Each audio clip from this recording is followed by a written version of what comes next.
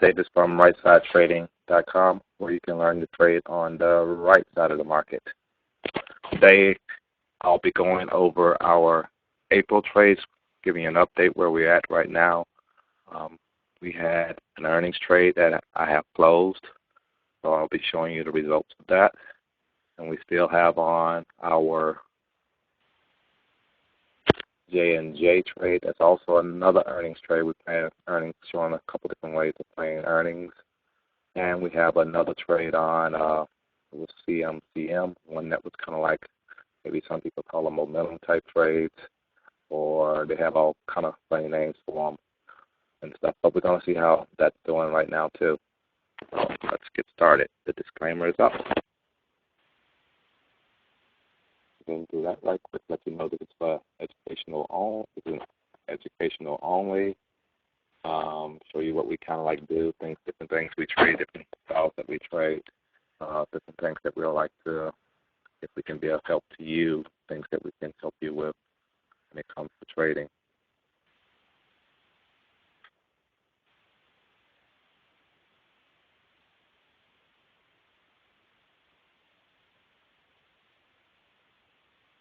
Hey, let me get the trading platform. See that. Here, CM is not going to be the first one we look at. Let's look at the one that we closed already. WBA. I like starting off looking at the chart. Let's go to the daily chart. If you remember, it was on Monday, today is April 9th, 2015. It was on Monday, April 7th, that we actually got into this trade right here. It was on this day here. If you can see that, it's on that red day. That's what I'm pointing at. We placed a full put spread, expecting this thing to go up. Also, we were selling volatility, and it did make a nice. And the earning reporting was today before the market opened. So again, we want to make sure we was in this trade. We could have waited and got into this trade instead of was it Monday? It was I'll get my days mixed up here. We got into this trade actually on Tuesday. We could have waited until Wednesday and got in that trade. As long as we was in this trade before that announcement, and volatility might even have been higher this second day. And it did actually go in the direction that we wanted it to go in. So that ended up being a successful trade.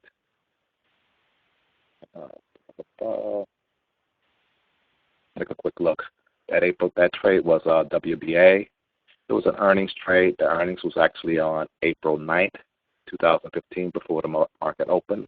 We sold a put spread, to collect the credit.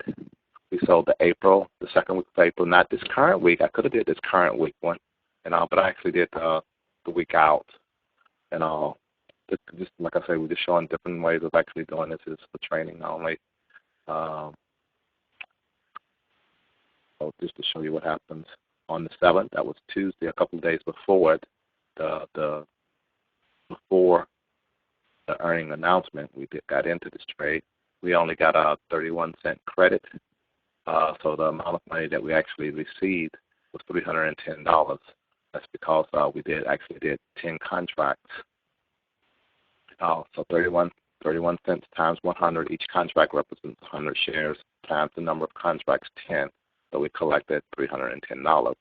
Maximum risk on that trade, since it was a dollar spread, is what I actually ended up doing, was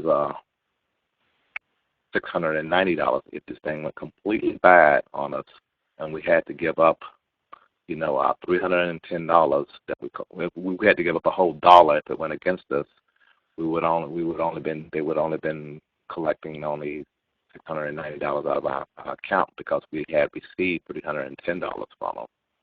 So that's how this maximum risk is calculated, dollar minus the amount you actually received. But the trade worked out for us, so we ended up closing that trade for 2 cents this morning, and all. So I net, our total profit on that trade, not counting commissions, ended up being $290. That's just in 2 days. We made $290. Okay, back to the platform. Okay. The next trade that we want to look at is go to the J&J. Let's take a look at J&J.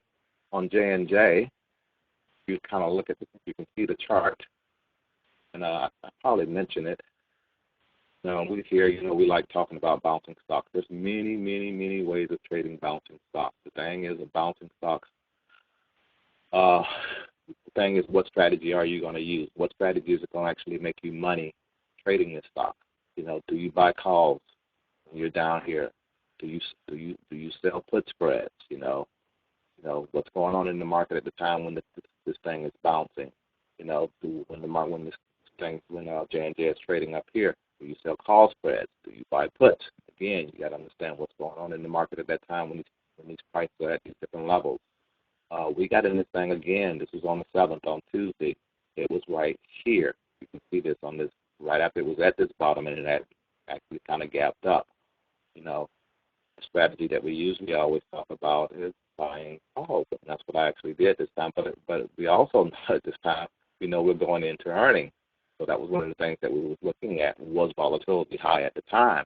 Buying this call, did it really make sense buying a call, or should we be doing a put spread? What most people usually do is buy a call. So we did what most people usually do, and see if this trade is going to work. Again, this is how you learn. If events are happening and you're doing a certain type of trade, that will it really work for you? Because things tend to somewhat repeat in this market. This thing came down here, it went up again. Came down here, it went up again. Came down here, now it's going up again. So things do kind of repeat in this market if you can learn to catch them and see them. So we bought a call this day, and our trade, of course, is up. Well, let's take a quick look at that right quick and see. Let me just tell you that. The platform. Again, these are all virtual trades that I'm showing you.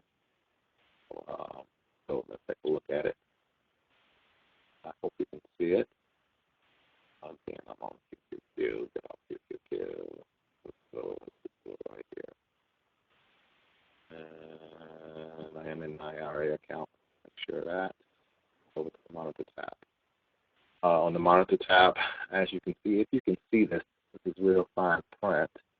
But the trade right now is up $342.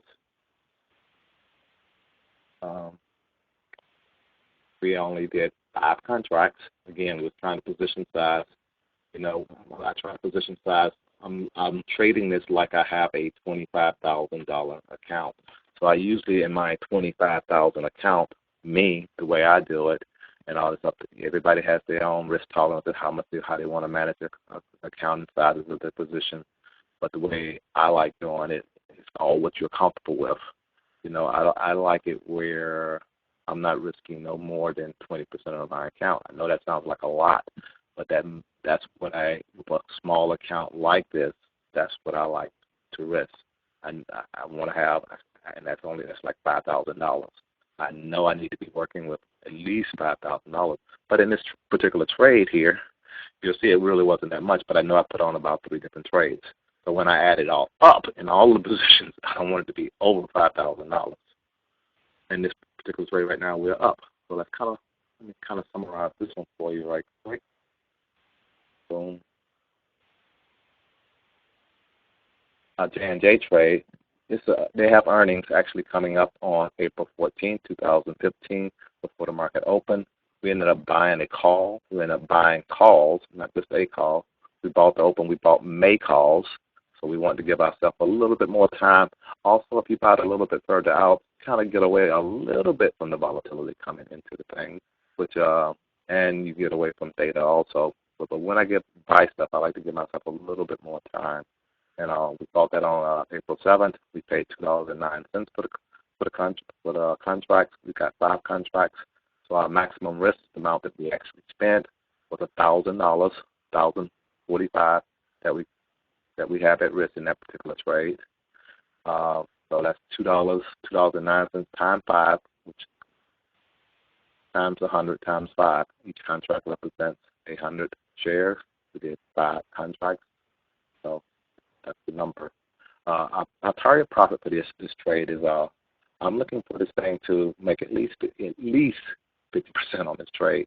You know, a lot of times I can get it's all according to how you trade these. You can get even 100% on these trades. You know, but usually you're trading a little bit closer in. You know, we got it at a good spot, but I don't know if we're going to get to 100% or not on this one. But at 50%, I'll actually be trying to take this trade off just to stick to the plan.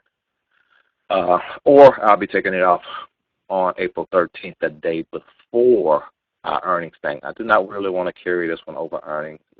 This is a different style of earning trades that I'm actually trying to show here. So you can do like the one we did before on WBA, where we actually, earnings was on the 9th. We actually bought the stuff on the 7th, and we closed the trade. We closed the trade today on we closed the trade on the 9th, the day after the event. Because again, we was looking for that volatility. You hear people talk about volatility crush. So that's what we was doing in this particular trade. And now in the J&J trade, we're actually looking for this volatility increase because we bought it almost a week out and only a week out. So now our target, like I said, is 50%. 13th, we're going to plan to be out of this trade. My stop, if it drops down to $1.75 or below $99, I want to be out of this trade. This trade is still open at this time. And as you just saw the chart, go back to platform, escape, and the chart. And I don't want to look at that either. Chart here. The trade is actually working for us. You know, I bought 100 strike down here. I always want to try to buy in the money, at the money type stuff. You know, it's working. It's working good for us. We might have had to reach that target today, but again, these are kind of settlement kind of to get them, you know, and we'll look at that a little bit. I'll look at that a little bit here. But our next trade, right quick, was CMCM. CMCM. This trade here, as you can look at this chart, this thing was going kind of sideways, kind of not really going anywhere, but we saw it, and we got in it on the 7th, just like everything else. 6th, 7th, but we got it on this day here, thinking, okay, this thing, like a lot of traders, as we like to think, thing is going all the way, you know, all the way back to the top, way up here somewhere, $30. So we believed that we had room, you know, for this trade to actually run. But then the next day we ended up with a doji. And a doji in the market, you'll begin to learn as you trade, although we got a lot of dojis back here. It's kind of like some kind of indecision in this thing. So it may roll over in what you did today. Today it rolled over. You know, normally this was a trade that I probably would give up on. But we'll look at the numbers, and we're actually still in this trade. This is what has happened, just to get a picture of the chart. Going up, and just to get a picture of the chart. You had an indecision in the market, and it rolled over. So take a quick look at that.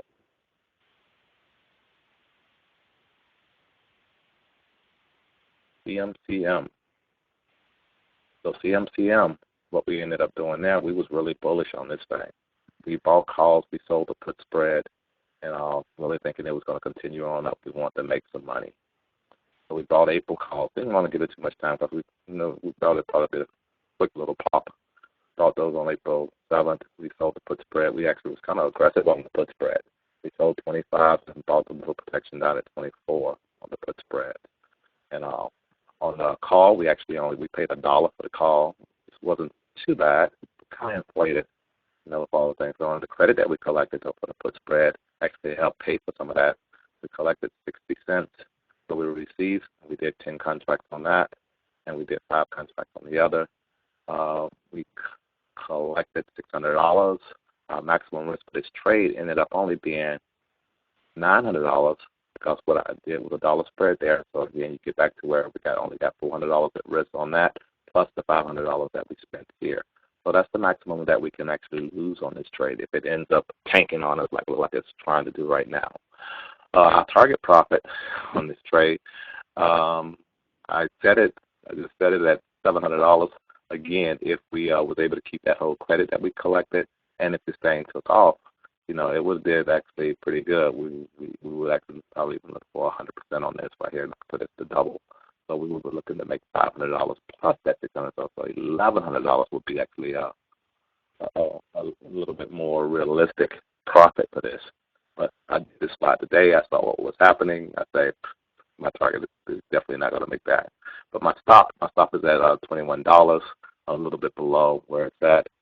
The worst trade that I want to actually have out there is a one-to-one type trade where if my profit is 700, I definitely don't want to lose no more than 700. So this is for educational purposes only. This is something that I normally definitely wouldn't do, where my profit and my stop is a one-to-one. This trade is actually still open. We'll be monitoring this trade until we actually get stopped out, or we get our profit up at least to $700 or more. Actually, I should be going for about $1,100 on this trade to make it a little bit better trade, where I got 100% on my position here and keep this whole $600 here. So that's it. That's a quick review on the trades. Again, like I was saying, this is for educational purposes only. Visit us at rightside.trading.com, where you can learn to trade on the right side of the market.